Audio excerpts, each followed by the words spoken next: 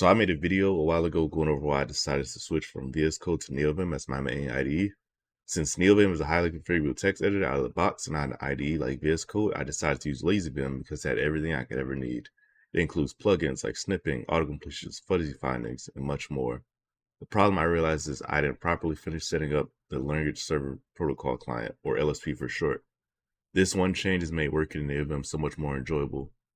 In this video, I'm going to go over a quick guide on how to set up LSPs in Neovim if you haven't already. Recently, I just started another project in MergeStack, and instead of doing traditional CSS with just like the separate style sheet, I decided to do Tailwind. And I haven't done Tailwind in probably over a year. So the problem I ran into is, since I haven't done it in so long, I don't want to go back and forth between documentation because with Tailwind, there's so much to look at, and I'd rather just go off my head of like, okay, I wanted to add padding and kind of just like trial and error. And so I decided I needed to do a language server protocol for Tailwind. And so we're gonna hop straight into that and how I fixed that problem, because I can show you here. You see the auto completion specifically for Tailwind, margin top, and I can come here to the right and I can see what it does. Margin top 5 equals 20 pixels. I can go down. Super useful, because before I would just type this and you would see none of this. No auto completion. The language wasn't communicating back with computer telling it what to do. And so this was a lot harder to do. So I open up my command line and I type in Mason.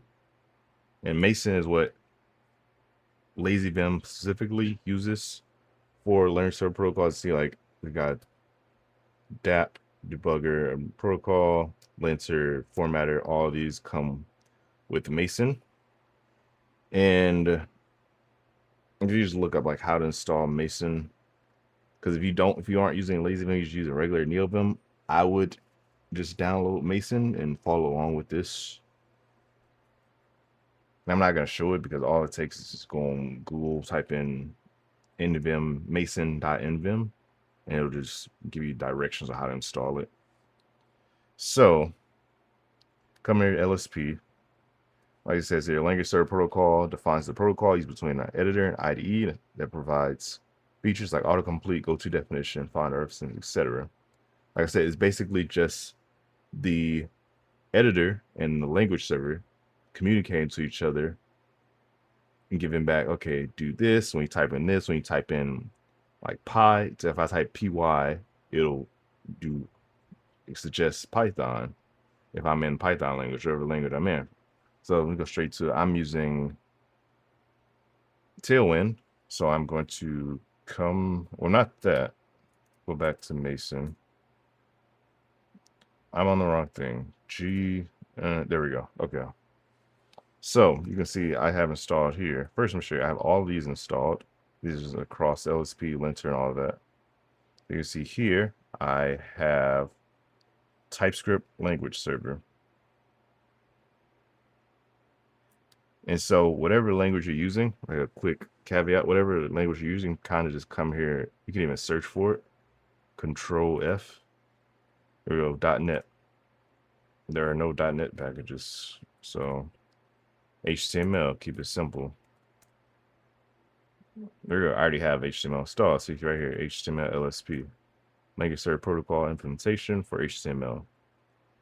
It's super simple. Like if you come here and look at all of the things, there's so many. Press escape to clear.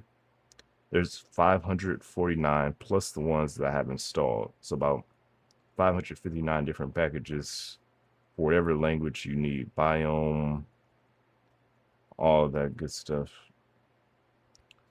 And so back to the topic, we got all this installed, we got that.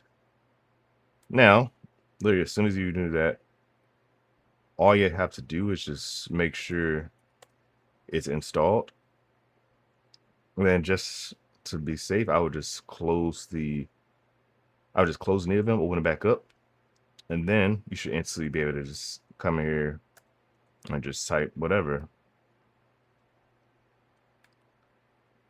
But yeah, definitely my quickest video, very straight to the point. I added a little extra information in there in case you didn't have any idea what LSPs are.